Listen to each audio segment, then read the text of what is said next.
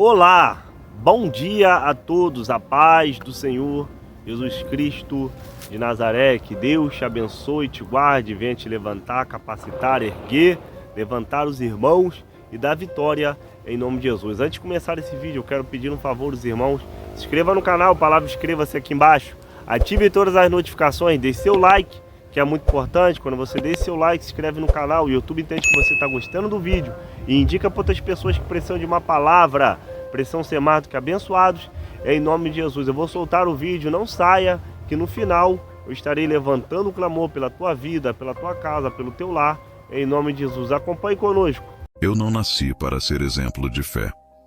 Pelo contrário, durante anos eu fui tudo aquilo que pregam contra no púlpito das igrejas. Bebida, mulheres, noitadas, jogos. Eu me afundei em tudo que o mundo podia oferecer. Meu nome é Ricardo, e o que vou contar aqui não é um testemunho de glória, é um alerta, um aviso sombrio de como as trevas podem se esconder disfarçadas de luz. Minha mãe, Luciana, sempre foi uma mulher de oração. Eu lembro dela de joelhos no chão do pequeno apartamento, madrugada após madrugada, pedindo a Deus para que eu mudasse de vida. Mas eu não queria ouvir. Me sentia invencível, dono de tudo. A empresa de logística que eu gerenciava me dava um bom salário e os prazeres eram fáceis de conseguir. Foi quando o golpe veio.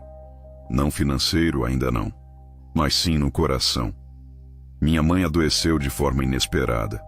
Um câncer agressivo que a consumia a cada semana. Eu via aquela mulher frágil, de fé inabalável, murchando diante dos meus olhos.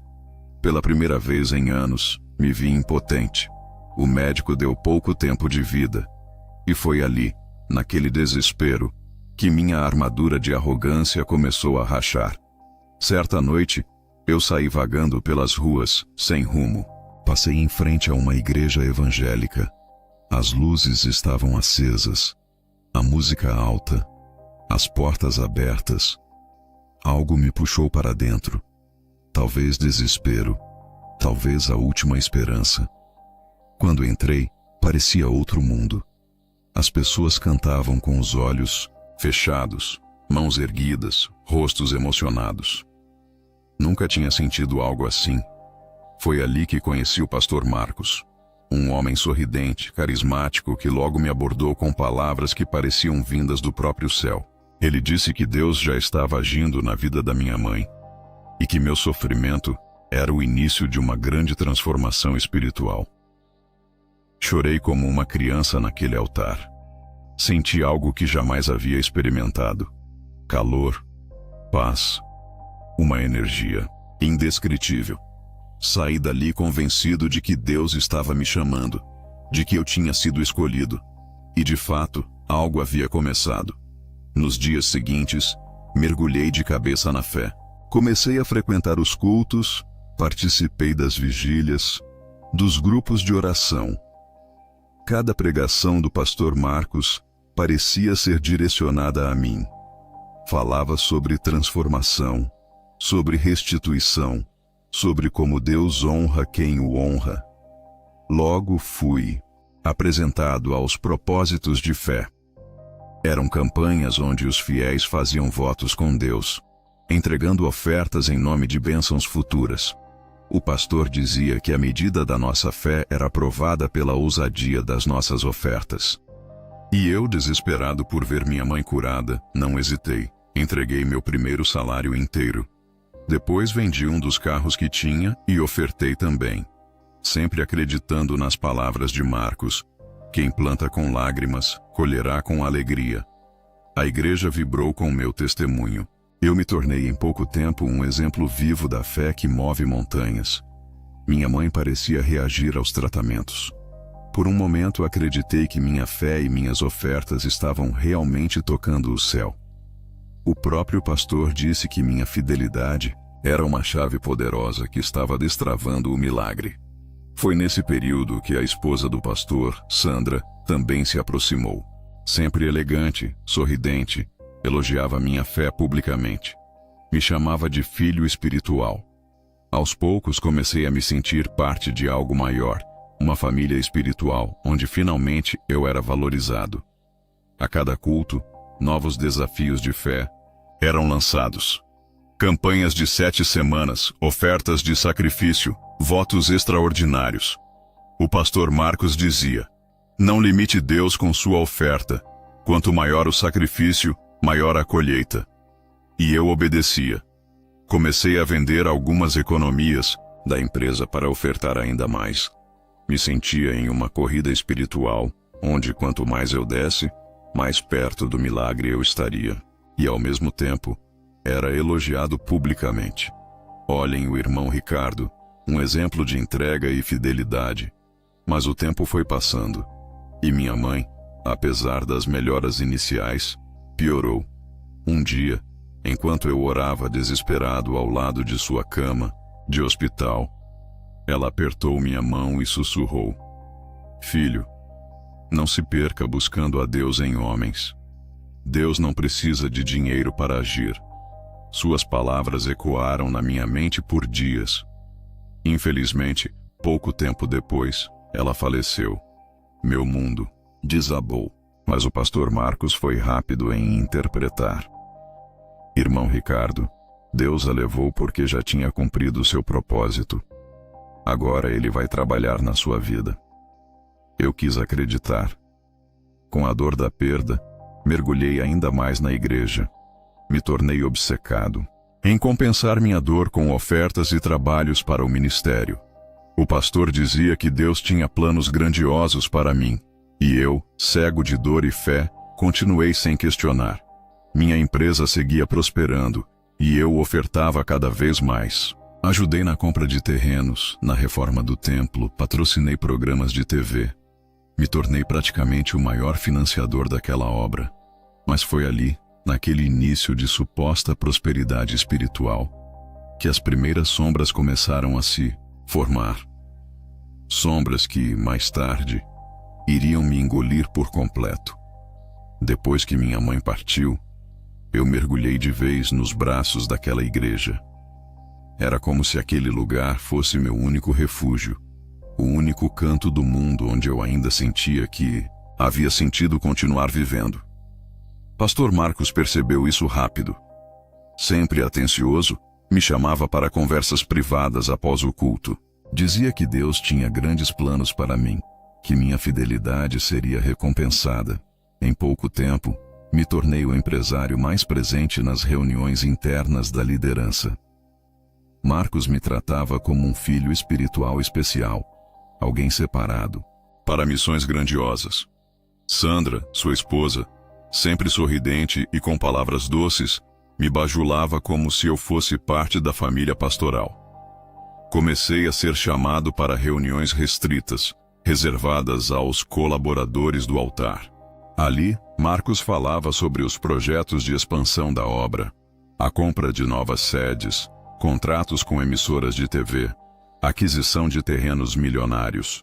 E claro, todas essas promessas vinham acompanhadas dos propósitos financeiros que o Senhor supostamente havia revelado a ele. A cada campanha, os valores aumentavam. Deus pede ousadia, irmão Ricardo. Não limite o agir dele com pequenas ofertas, ele dizia. E eu, ávido por agradar a Deus e buscando sentido para minha dor, obedecia cegamente. Vendi aplicações, resgatei fundos de investimento, desfiz economias guardadas há anos. Com o tempo, minha presença na igreja já era vista como quase obrigatória. Eu patrocinava viagens missionárias, conferências de fé, campanhas publicitárias. Meu nome era sempre citado nos cultos como exemplo de fidelidade. A sensação de importância que aquilo me dava era viciante. A igreja se transformava diante dos meus olhos. Antes, um pequeno templo modesto. Agora, uma verdadeira mega-igreja, com estacionamento próprio, elevador panorâmico, fachada de mármore e auditório climatizado. O púlpito reluzia em dourado e a banda de louvor parecia mais uma apresentação de show internacional. Sandra passou a circular com roupas de grife, bolsas importadas, sapatos de marcas que eu nem conhecia.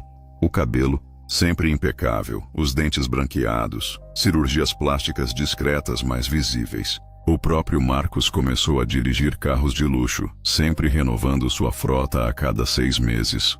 Comecei a notar discretamente que a maioria dos irmãos da igreja permanecia humilde, muitos com dificuldades financeiras sérias.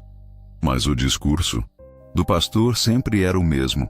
Cada um está no seu tempo de colheita, não compare seu processo com o do irmão. Aquelas palavras anestesiavam minha consciência. Eu sempre pensava, se eu estou sendo abençoado, é porque estou plantando certo. O problema dos outros é que não têm a mesma fé. Havia uma energia de manipulação ali, mas eu não conseguia enxergar. Era como se estivesse hipnotizado. Toda semana havia uma nova campanha de oferta sacrificial. E Marcos sempre dizia, não é para a igreja, é para Deus. A obra é santa. Eu entregava valores absurdos sem pensar. Cheguei ao ponto de vender um dos apartamentos que havia herdado da minha mãe, só para atender a uma campanha chamada A Porta do Céu. Segundo Marcos, quem desse tudo o que tivesse, receberia bênçãos dobradas. Comecei a ser convidado para viagens com a comitiva pastoral, conferências em outros estados, jantares de gala com empresários cristãos, encontros privados com pregadores internacionais. O mundo da fé, para mim, virou um verdadeiro clube fechado de elite. Mas junto com esse status espiritual, vieram também as cobranças veladas. Se eu deixava de participar de alguma campanha financeira, rapidamente recebia mensagens sutis de que estava desagradando a Deus ou perdendo o agir divino. O peso da culpa espiritual me esmagava. Numa dessas reuniões fechadas, presenciei um diálogo estranho. Sandra comentava com Marcos baixinho sobre uma doação milionária recebida de um irmão em estado terminal. Marcos riu e disse, glória a Deus, o reino não pode parar. Naquele momento, um desconforto me atravessou como uma navalha. Mas eu engoli seco. As mensagens do altar ficaram cada vez mais agressivas. Havia frases como, quem retém o que tem está roubando de Deus. O devorador só ataca quem não entrega. E o fiel jamais será envergonhado. Era um bombardeio emocional constante. Eu já não sabia se estava doando por fé ou por medo, mas seguia obedecendo, me agarrando na esperança de que tudo aquilo fosse parte de um plano divino maior. Me transformei numa máquina de ofertar. Meu nome já era conhecido em outras igrejas afiliadas. Era convidado a dar testemunhos de prosperidade. Mesmo que, por dentro, eu já começasse a sentir um vazio estranho. E foi nesse vórtice de fé cega, bajulação e manipulação, que minha vida financeira começou aos poucos a dar sinais de desgaste. Mas mais uma vez o pastor Marcos dizia, é só um teste, irmão Ricardo. O diabo ataca quem Deus quer levantar. E eu, sem perceber o buraco onde me enfiava, continuei cavando minha própria desgraça espiritual e financeira. Aos poucos, o brilho da igreja foi ficando quase ofuscante. Já não era mais aquele lugar simples onde me ajoelhei pela primeira vez em desespero. Agora, parecia um verdadeiro império. A fachada reluzente, o estacionamento repleto de carros importados, as recepcionistas com uniformes luxuosos e a segurança reforçada davam ao templo um ar de corporação milionária. O pastor Marcos agora surgia nos cultos com ternos sob medida, relógios suíços que brilhavam sob as luzes do púlpito e sapatos italianos impecáveis. Sandra, sua esposa, já não escondia sua ostentação. Joias caríssimas, plásticas evidentes, bolsas exclusivas. Cada culto parecia mais um desfile de moda gospel. Mesmo entre os fiéis, começavam a surgir comentários sussurrados nos corredores. Muitos irmãos antigos da igreja ainda viviam com dificuldades. Vi famílias que ajudaram a construir aquele templo passando por necessidades básicas. Mas o discurso do pastor sempre anulava qualquer revolta. Cada um tem sua estação, irmãos. O importante é não desistir de semear. O desconforto começou. a latejar dentro de mim, mas, toda vez que a dúvida surgia, eu a esmagava com versículos e frases que aprendi no próprio altar. Afinal, quem era eu para julgar o homem de Deus? Quem questiona o ungido, questiona o próprio Deus. Mas os excessos ficaram impossíveis de ignorar. As viagens internacionais do casal pastoral viraram rotina. Itália, Dubai, Paris. Viagens postadas, com legendas espirituais como missões de expansão do reino. Mas as fotos nas redes sociais mostravam jantares em restaurantes 5 estrelas, hotéis de luxo e passeios em iates particulares. Em uma dessas viagens, Marcos chegou a fazer uma live diretamente de uma cobertura em Dubai, dizendo: "Quando o povo de Deus é fiel, ele prospera seus servos para que sejam testemunho vivo da sua glória." Os comentários explodiam em améns e glórias a Deus. E eu, assistindo, me sentia dividido entre o orgulho de fazer parte daquilo e um desconforto que começava a roer minha alma. Numa das reuniões de bastidores, ouvi Sandra comentar, gargalhando, sobre o novo consultor de investimentos que tinham contratado para gerenciar os milhões em dízimos e ofertas. "Precisamos proteger o patrimônio do reino", ela disse, como se estivesse administrando uma multinacional. Comecei a perceber que nas pregações, o foco da fé já não era mais a salvação, o arrependimento, a transformação espiritual. Tudo girava em torno de prosperidade, vitória financeira, conquista de bens materiais. Deus virou praticamente um banco celestial que devolvia tudo com juros, desde que você semeasse o suficiente. As campanhas de ofertas ficaram cada vez mais agressivas. Agora havia o propósito dos 100 dias de milagre, onde fiéis eram incentivados a depositar altos valores diariamente. Quem não conseguia era visto como fraco na fé. Lembro de um culto específico, onde uma irmã humilde, Dona Irene, viúva e com uma pensão miserável, chorava dizendo que não tinha o que ofertar. O pastor, olhando nos olhos dela, falou diante de todos: "Se não há dinheiro, venda o que tiver. Deus quer ver seu sacrifício." Aquilo me atingiu como uma facada no peito. Mesmo assim, eu continuava ofertando. Como se o próprio medo de perder as bênçãos me obrigasse a manter aquele ciclo. Mas a angústia dentro de mim só aumentava. Uma madrugada, não consegui dormir. Abri o notebook e comecei a pesquisar. Descobri inúmeras denúncias de igrejas parecidas com a minha. Pastores vivendo em mansões, fiéis sendo explorados até a última moeda. O estômago revirou. Será que eu estava vivendo a mesma história? Será que também era só mais uma engrenagem em uma máquina de manipulação? Mas logo a mente religiosa me sabota.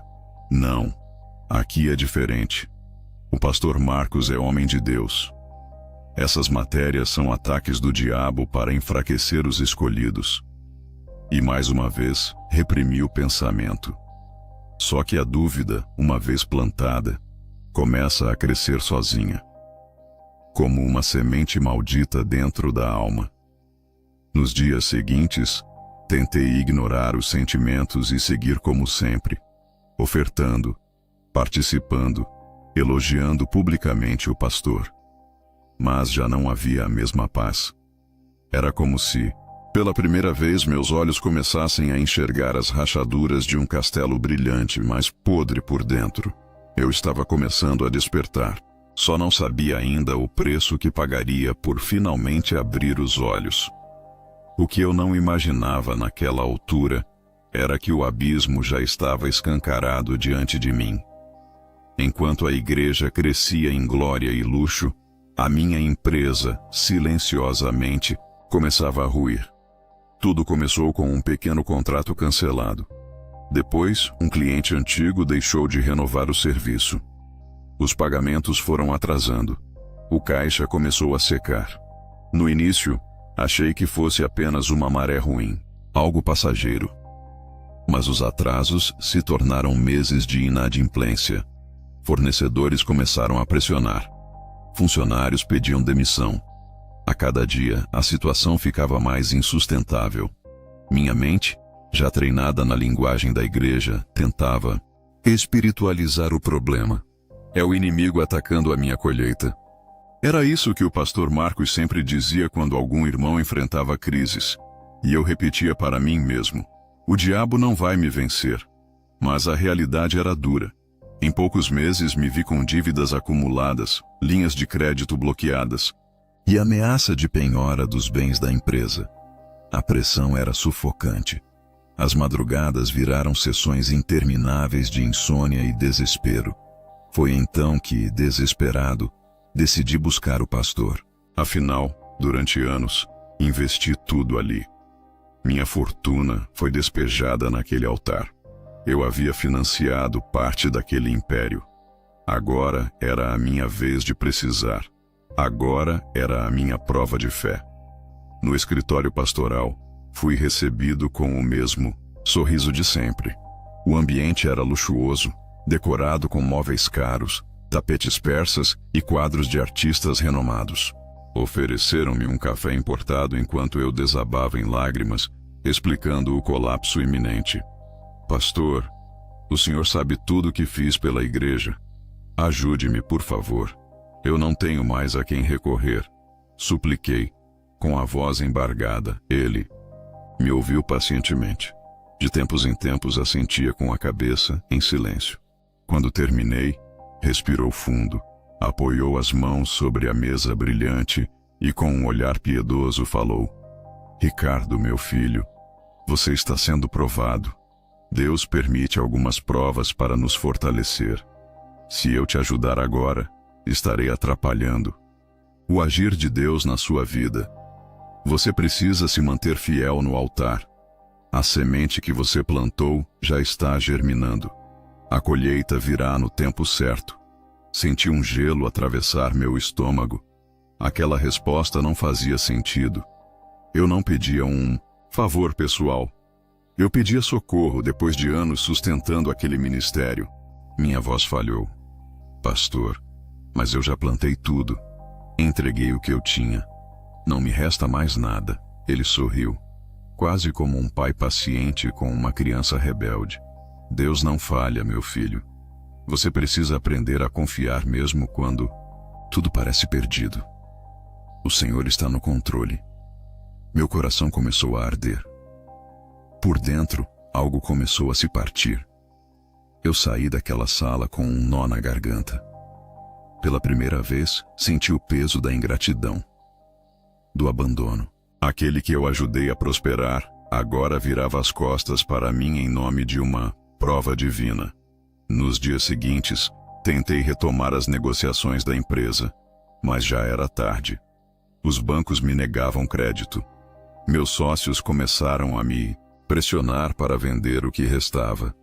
E os funcionários remanescentes entraram em greve por salários atrasados. Enquanto eu afundava, o pastor Marcos postava fotos em redes sociais sorrindo ao lado de políticos, empresários, celebridades gospel. A igreja inaugurava novas filiais. Sandra exibia suas novas joias em conferências lotadas. Passei a questionar tudo. Não entendia mais como alguém que tanto deu, tanto se entregou, podia ser abandonado daquele jeito. Mas a doutrinação que eu mesmo absorvi por anos me impedia de explodir. Ainda tentava me convencer que tudo fazia parte de um plano divino misterioso. Mas algo já estava mudando dentro de mim. Uma amargura silenciosa começou a crescer. O vazio da minha fé cega estava sendo lentamente preenchido por um novo sentimento: revolta. E foi essa revolta que aos poucos começou a abrir a porta para algo muito mais sombrio. Algo que naquele momento eu nem imaginava que estava à espreita, aguardando meu primeiro deslize para se manifestar. Com o passar das semanas, meu desespero só crescia. Já havia vendido tudo que podia vender. Apartamentos, carros, até pequenas ações que minha mãe deixou de herança. Restava-me um único imóvel simples, onde eu mesmo morava agora, bem distante da vida confortável que um dia tive. As ligações de cobrança não paravam.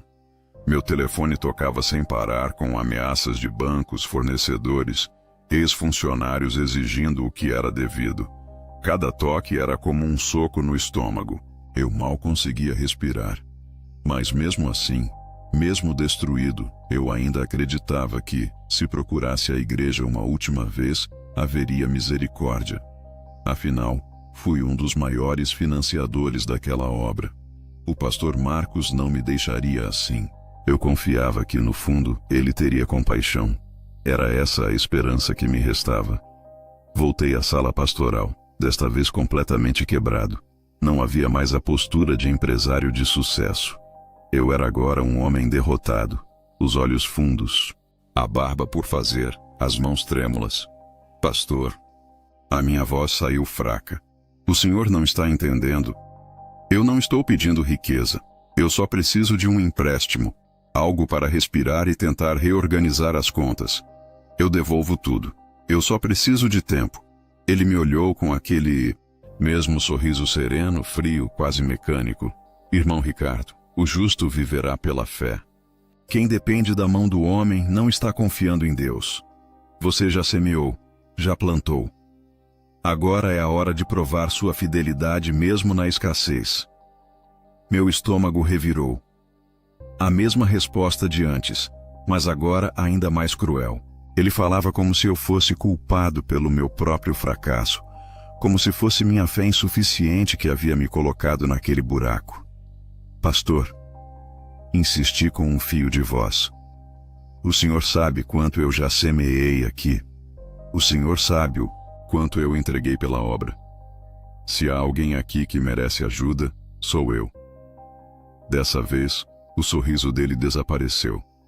Seu semblante ficou mais sério, quase impaciente. Ricardo, cuidado com o espírito de cobrança. Quem ajuda esperando retorno não entendeu o verdadeiro evangelho. A obra de Deus não é banco. Você não entregou para mim, entregou para o Senhor. Agora é você e Deus. Aquela resposta me atravessou como uma lâmina afiada. Eu me levantei devagar. Senti um calor subir pelo corpo. Um misto de vergonha, humilhação e uma raiva que eu não conseguia mais controlar. Então é isso? Perguntei, com a voz embargada. Anos de entrega. E agora eu sou só mais um? Ele não respondeu. Apenas manteve o olhar fixo, frio, como quem já havia encerrado o assunto. Saí daquela sala com o coração em pedaços. Não havia ninguém da liderança para me consolar. Ninguém sequer me ofereceu uma oração. Era como se eu tivesse me tornado invisível no mesmo lugar onde um dia fui exaltado como exemplo. Nos dias seguintes tentei manter a cabeça erguida, mas tudo ao meu redor desmoronava.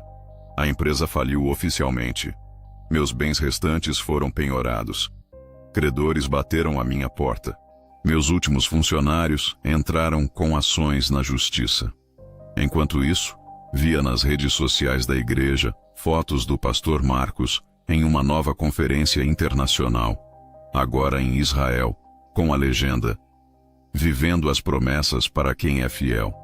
Sandra exibia novas joias, novos procedimentos estéticos, e o ministério ganhava novas filiais a cada mês. Minha alma, antes cheia de fé, agora estava contaminada por um amargo venenoso. Pela primeira vez eu permiti que o ódio tomasse conta. Um ódio frio, racional, que se instalou em silêncio, como uma serpente esperando a hora de atacar. E foi nesse abismo de dor e revolta que a voz das trevas começou a sussurrar ao meu ouvido. Um sussurro suave, quase reconfortante, oferecendo o que eu mais desejava: reparação, justiça e vingança. Depois daquela última conversa com o pastor Marcos, algo dentro de mim morreu. Não era apenas a fé, era a confiança, a esperança, a inocência. Tudo desabou de uma vez. Eu já não conseguia sequer entrar naquela igreja. O cheiro do incenso, as músicas, os rostos sorridentes dos irmãos, tudo me causava repulsa. Passei dias trancado no meu pequeno apartamento, sem dinheiro, sem trabalho, com as contas se acumulando sobre a mesa como uma pilha de fracasso. Só me restava o vazio. E dentro desse vazio, o ódio foi ganhando forma. Comecei a relembrar, um a um, os cheques que assinei, os carros que doei, os terrenos que vendi, as viagens que banquei. Anos inteiros dedicados àquela igreja, enquanto o pastor prosperava cada vez mais, e eu, seu fiel mais dedicado, era jogado na sarjeta. As palavras dele martelavam minha cabeça. Deus está no controle. É uma prova. Você precisa confiar. Tudo mentira. Eu fui enganado, usado, sugado até o fim. Passei a consumir tudo que pudesse encontrar sobre escândalos de igrejas, corrupção de pastores, manipulação religiosa. Quanto mais eu lia, mais a revolta crescia. Eu vi que não era o único. Haviam milhares de outros como eu, devorados pela ganância dos falsos ungidos. Nesse período, também perdi amigos. Aqueles que ainda estavam dentro da igreja passaram a me evitar, como se eu fosse um leproso espiritual. Aqueles poucos que ainda tentavam me visitar, diziam as mesmas frases prontas. Não fale contra o ungido do Senhor. Deus vai te restaurar, se você voltar. Mas eu não queria mais voltar. Eu não queria mais ouvir sobre Deus, fé, igreja, Bíblia. Tudo me enojava. Era como se a própria fé tivesse sido transformada num mercado de exploração. Um negócio. Um comércio de almas. As noites eram longas. Eu ficava acordado encarando o teto, remoendo cada detalhe. Foi durante essas madrugadas que a raiva começou a se transformar em algo mais sombrio. Desejo de vingança. Eu queria que o pastor Marcos sentisse na pele a dor que plantou na minha vida. Queria que ele visse tudo desabar, da mesma forma como assisti minha vida ser destruída. Mas eu sabia que sozinho, com minhas próprias forças, eu não conseguiria. Foi nesse ponto que a escuridão começou a sussurrar. No início, eram apenas pensamentos. Existe outro caminho. Existe quem pode te ajudar. Eu tentava ignorar, mas a cada dia os sussurros ficavam mais claros. Até que, certa madrugada, enquanto vasculhava fóruns obscuros na internet sobre justiça espiritual e magia de vingança, encontrei um nome que aparecia repetidamente: Padre Hernan. Diziam que ele era um ex-sacerdote, expulso da Igreja Católica por práticas ocultistas, mas que agora atendia pessoas desesperadas, oferecendo rituais de reparação, pactos e invocações. No início hesitei. Aquilo ia contra tudo que eu aprendi na religião. Mas qual religião? A mesma que me abandonou? A mesma que me usou e me jogou fora? A dúvida foi consumida pela sede de revanche.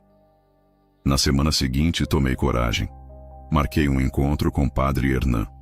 Ele me recebeu numa casa isolada na periferia da cidade. O local exalava um cheiro forte de ervas queimadas e incensos pesados. As paredes eram cobertas por símbolos estranhos que eu nunca tinha visto antes. Eu sei por que você está aqui, Ricardo, ele disse com um sorriso frio e penetrante. E posso garantir, existe um caminho para equilibrar essa balança, mas o preço não é baixo. Naquele instante, eu já não era o mesmo homem que um dia chorou no altar da igreja. O Ricardo de antes morreu nas mãos do próprio pastor Marcos. E ali, diante daquele ocultista, eu dei meu primeiro passo rumo às trevas. A casa de Padre Hernan parecia ainda mais pesada na segunda visita. Ele já havia me preparado mentalmente para o que aconteceria naquela noite.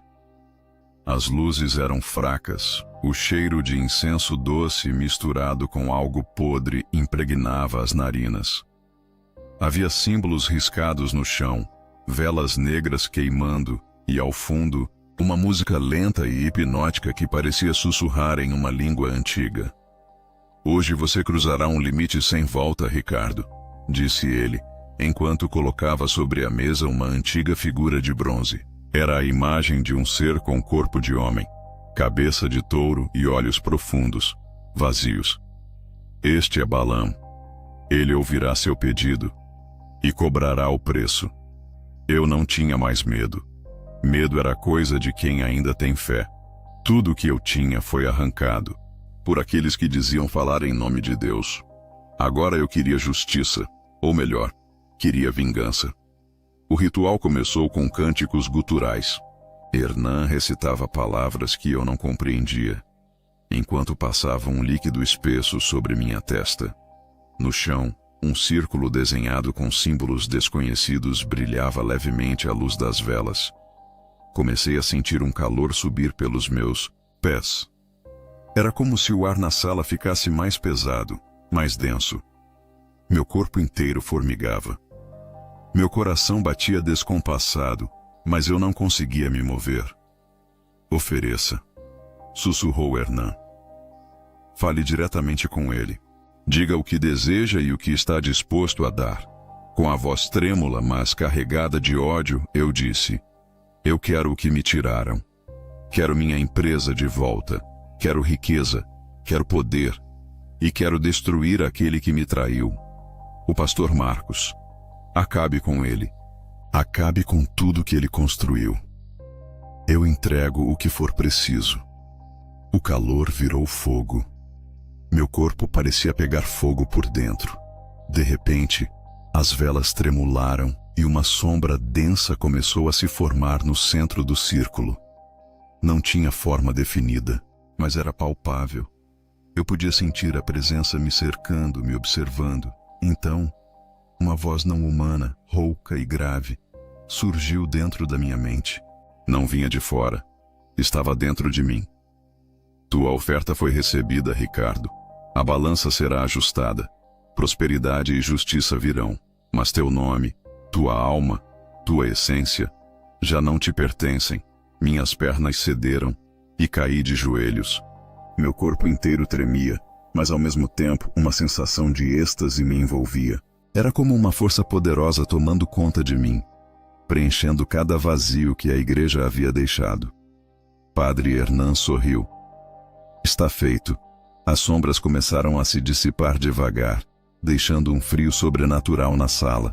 As velas apagaram sozinhas. O círculo perdeu o brilho e o silêncio sepulcral tomou conta do ambiente. Eu estava diferente. Sentia como se tivesse nascido de novo. Um peso havia sido arrancado, mas algo novo e muito mais pesado agora morava dentro de mim. Você verá os frutos logo, Ricardo, disse Hernan, enquanto me oferecia um copo de um líquido escuro. Mas lembre-se, nunca tente recuar. Ele sempre estará por perto, observando, alimentando-se do que agora você é. Naquela noite, pela primeira vez em meses, eu dormi. E nos meus sonhos, vi Balaam, um ser imenso, com olhos flamejantes, chifres, retorcidos e uma boca larga demais para um rosto humano. Ele não falava, mas sorria. Um sorriso de quem sabia que o preço já estava sendo cobrado. O caminho estava traçado. A ruína do pastor Marcos tinha começado a ser escrita nas profundezas do inferno. Os primeiros sinais vieram rápido, como se o próprio Balaam quisesse me provar que o pacto era real. Apenas 2 semanas depois do ritual, uma antiga empresa, concorrente, me procurou oferecendo uma sociedade vantajosa. Em menos de um mês, eu estava novamente no mercado, com um fluxo de caixa que parecia impossível para alguém que semanas antes estava na miséria. As portas que antes se fechavam começaram a se abrir como por encanto. Linhas de crédito que haviam sido negadas, agora eram oferecidas com juros quase ridículos. Grandes contratos começaram a surgir. Investidores que nunca haviam me notado passaram a disputar minha atenção. Em poucos meses, minha nova empresa já faturava mais do que minha antiga jamais havia sonhado. Os carros de luxo voltaram. As viagens internacionais. Os hotéis 5 estrelas. O dinheiro escorria como um rio sem fim. E eu, pela primeira vez em muito tempo, sentia o doce sabor do controle total. Mas junto com a fortuna, algo crescia dentro de mim. Um vazio pesado que nem o dinheiro preenchia. Era como um buraco escuro na alma. Uma sede que o sucesso não saciava. E dentro desse buraco, o ódio permanecia, vivo, latente. Certa noite, enquanto bebia uísque no terraço da minha cobertura, decidi procurar o pastor Marcos nas redes sociais. Eu precisava saber onde ele estava. Precisava ver com meus próprios olhos o que tinha se tornado daquele que me traiu. O que encontrei me fez explodir por dentro. Lá estava ele. Não só ainda pregando, mas mais próspero do que nunca. Tinha inaugurado uma nova sede gigantesca, com capacidade para milhares de fiéis. A fachada do templo mais parecia um palácio, e nos vídeos, Sandra ostentava roupas ainda mais caras, joias reluzentes, enquanto sorria ao lado de celebridades e políticos. Pastor Marcos discursava com aquela voz forte e hipnótica. Quando você é fiel, Deus honra sua fidelidade. O invejoso não entende o mover de Deus na vida dos escolhidos. Só quem planta colhe. Cada palavra era como uma navalha girando dentro do meu peito. Ali estava o homem que me sugou até o fim, que virou as costas quando precisei, agora ainda mais poderoso, enriquecendo em cima de novos inocentes, repetindo as mesmas mentiras. Não bastava eu estar rico de novo. Eu não queria só minha fortuna. Eu queria justiça. Eu queria ver o império dele ruir. Queria ver a queda, o sofrimento, a humilhação. Aquela noite, o sussurro de Balaam voltou à minha mente, como se estivesse sempre ali, ouvindo cada pensamento. Meu, se deseja destruir, posso abrir esse caminho também. Mas o preço será mais alto. Eu sorri. O pacto já estava selado. Minha alma já não me pertencia. Não havia mais o que temer. Agora, eu queria ver sangue. No dia seguinte, procurei novamente Padre Hernan. Ele já me aguardava como se soubesse que eu viria. Seus olhos escuros brilhavam com uma mistura de prazer e perversidade. Eu sabia que essa hora chegaria, Ricardo. Está preparado para o próximo nível? Ele perguntou. Estou. Respondi com um tom de frieza que eu mesmo desconhecia na minha voz. Eu quero destruí-lo. Quero ver tudo que ele construiu ser reduzido a pó. Ele vai sentir o que eu senti. Padre Hernan assentiu com um sorriso sombrio. Então prepare-se. O próximo ritual será diferente. Mais profundo, mais sujo, mais perigoso. Você não destruirá apenas a vida dele. Você arrancará as raízes daquilo que o sustenta. A partir dali, mestre, o jogo deixaria de ser apenas financeiro. Eu estava prestes a entrar em um território espiritual que ultrapassaria qualquer limite que já conheci. A terceira visita à casa de Padre Hernan foi completamente diferente das anteriores. Havia um cheiro ainda mais forte de sangue, enxofre e ervas queimadas no ar. O ambiente estava tomado por uma escuridão espessa, como se o próprio ar fosse mais denso. As velas agora eram vermelhas e pretas. No centro da sala, um altar com símbolos demoníacos que eu jamais tinha visto antes. Hoje não estamos apenas chamando por Balaam, Ricardo, disse Hernan com a voz rouca. Hoje invocaremos os espíritos de ruína, desgraça e exposição. Você não quer apenas prosperar, você quer destruir. E isso exige abrir outras portas. Eu não hesitei. Não havia mais espaço para arrependimento. A essa altura, meu coração já estava deformado pela sede de vingança. Eu entregaria o que fosse necessário. Ele trouxe uma adaga cerimonial com inscrições antigas. Este ritual exige um pedaço da sua essência, explicou. Seu sangue precisa selar. O pedido. Sem pestanejar, estendi o braço. Hernan cortou levemente minha pele. O sangue escorreu para uma taça onde já havia uma mistura espessa e negra. Os cânticos começaram. Hernan falava em línguas desconhecidas, enquanto círculos de símbolos se acendiam no chão em fogo azul.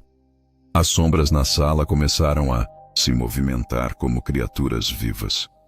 De repente, uma presença avassaladora invadiu o ambiente.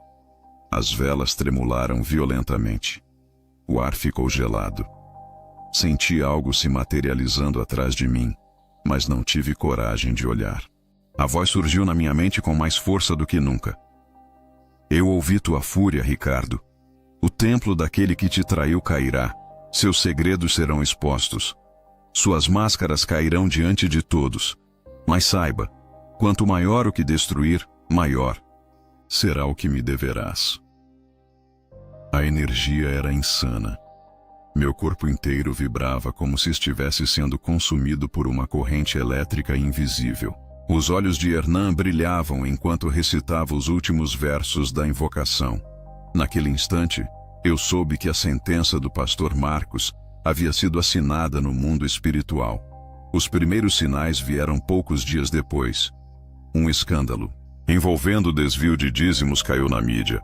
Um ex-funcionário da igreja entregou documentos vazados, cópias de contratos de imóveis comprados em nome de laranjas, contas bancárias ocultas, viagens bancadas com o dinheiro da igreja.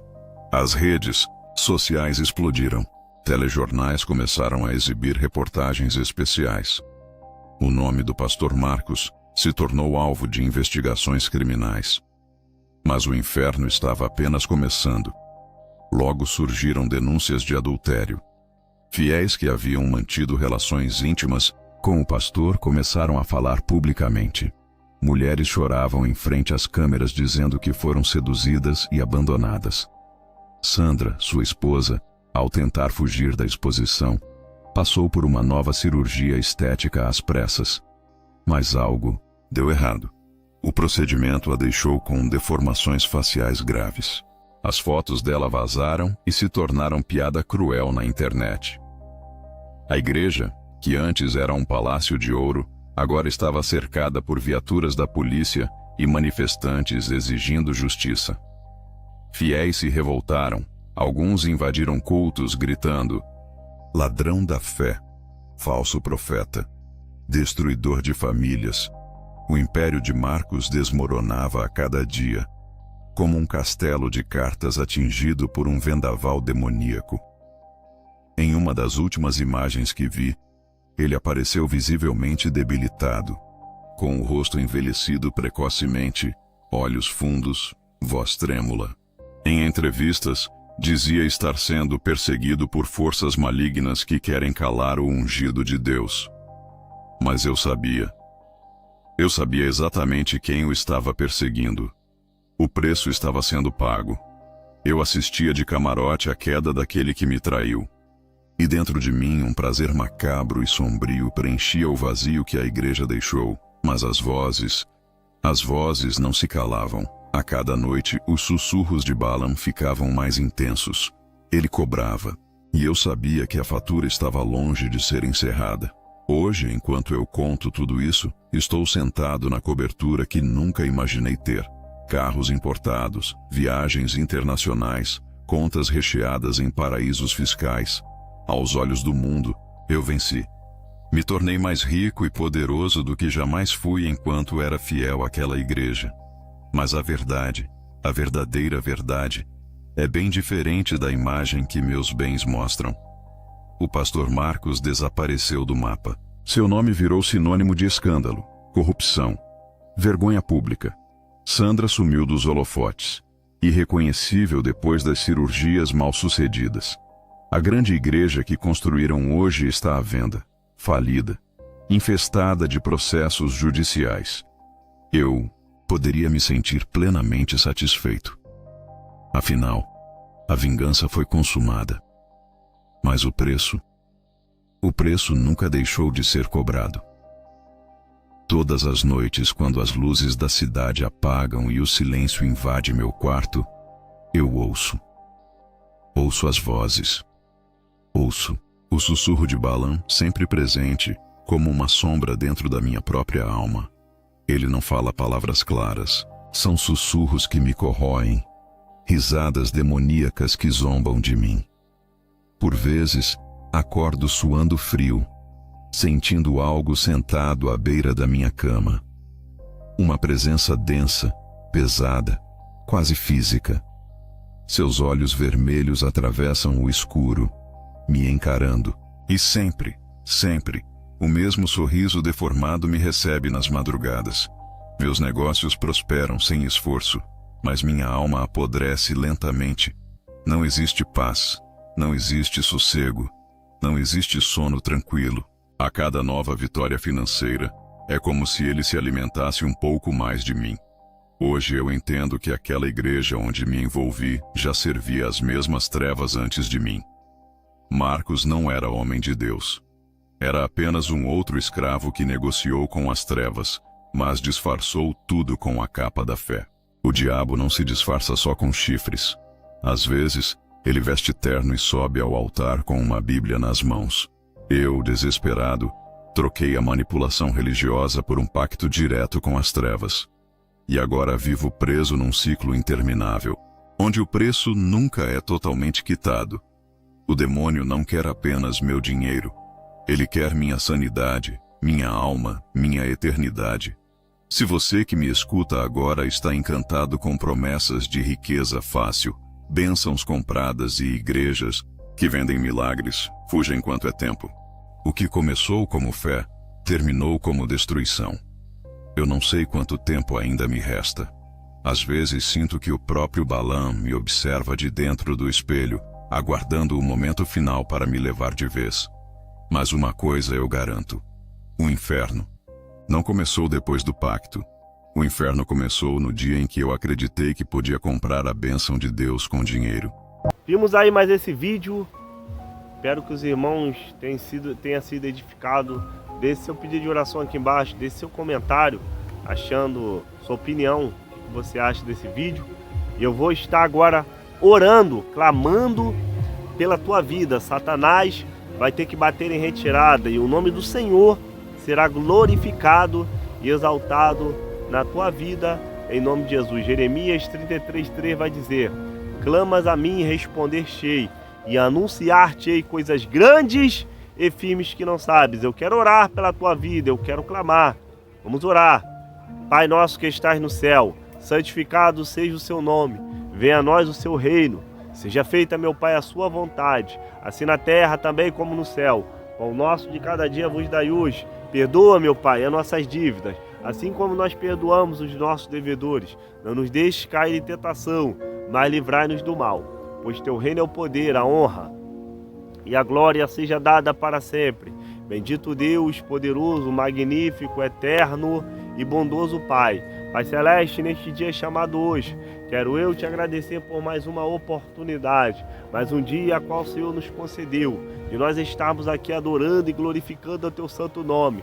Perdoa, meu Pai, por atos, falhas, palavras, pensamentos, porque nós somos pecadores e nós falhamos, mas a tua graça e a tua misericórdia têm sido em nossas vidas. Pai Celeste, eu quero lhe entregar a vida de cada servo e serva tua, que vai ouvir e ver esta oração, a vida daqueles que deixaram seus pedidos de oração.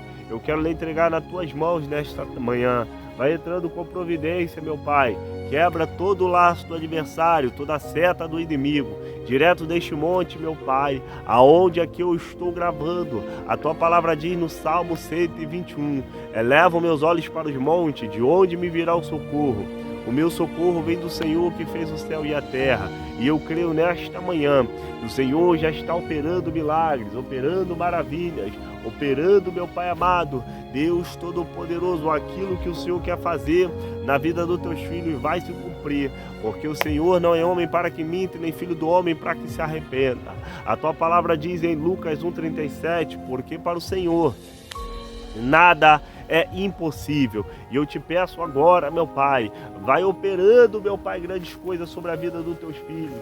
Não deixa eles caídos, não deixa, meu Pai, teus filhos ficarem derrotados, prostrados, desanimados, mas a tua graça e a tua misericórdia nos basta.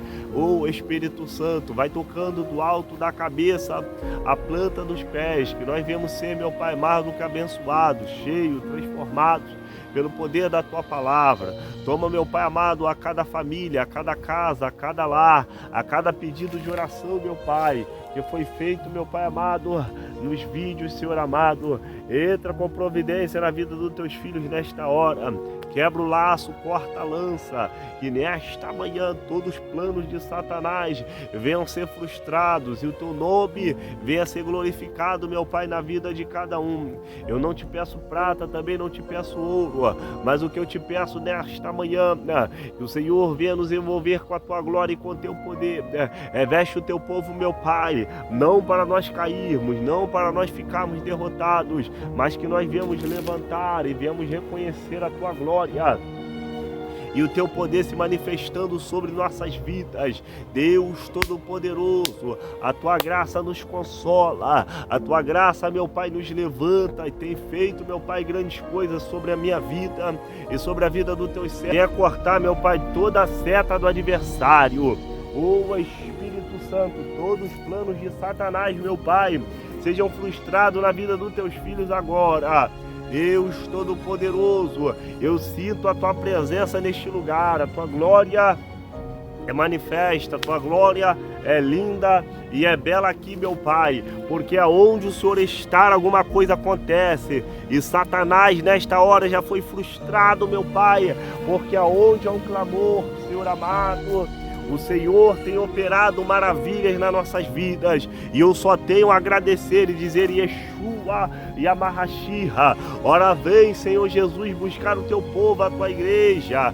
Deus Todo-Poderoso e de amor e bondade, que nesta hora o Senhor venha fazer o teu agir, o Senhor venha fazer o teu mover, o Senhor venha cortar, meu Pai, toda a seta do adversário, todo o mal venha ser quebrado nesta hora. Satanás e seus demônios, eles até se levantam, eles até dizem, meu Pai, que os teus filhos não vão ser vencedores, eles dizem, meu Pai, que teus filhos não vão conseguir se levantar, mas eu creio que em nome de Jesus Cristo de Nazaré, agora, todo bloqueio mental, todo desânimo, toda seta, meu Pai amado, que tenta atrapalhar e frustrar os sonhos, os projetos dos teus filhos que estão aqui, meu Pai amado, neste vídeo, ouvindo esta oração, este clamor, que seja repreendido e jogado por terra. Deus Todo-Poderoso, eu creio e acredito que haverá uma, Senhor amado, virada sobrenatural, e aonde teus filhos estiverem, de Minas Gerais, Ceará, Fortaleza, Rio de Janeiro, Bahia, a cada um do estado, meu Pai, do Brasil e do mundo, vai receber agora, meu Pai, porção dobrada do teu Espírito, porção dobrada da tua graça, porção dobrada aonde teus filhos estiverem. O Senhor vai tocar do alto da cabeça à planta dos pés, a tua glória vai resplandecer, o teu Espírito Santo vai habitar. Espírito Santo, eu creio que agora vidas vão ser restauradas, pessoas serão renovadas, levantadas, meu Pai, pelo poder da oração, pelo poder da tua palavra. Em teu nome o Senhor disse que expulsaremos demônios, em teu nome faríamos, meu Pai, maravilhas, e eu creio que em nome de Jesus Cristo de Nazaré, alguma coisa, meu Pai, vai acontecer através desta oração, alguma coisa vai acontecer através deste clamor, alguma coisa vai acontecer através desta súplica, Senhor.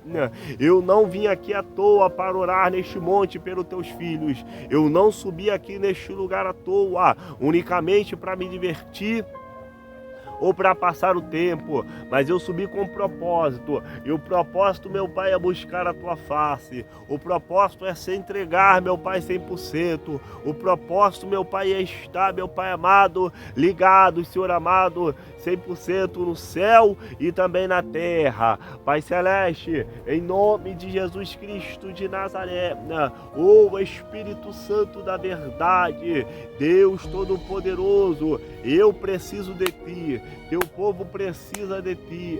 A tua igreja, meu Pai, anseia, meu Pai, pela tua volta.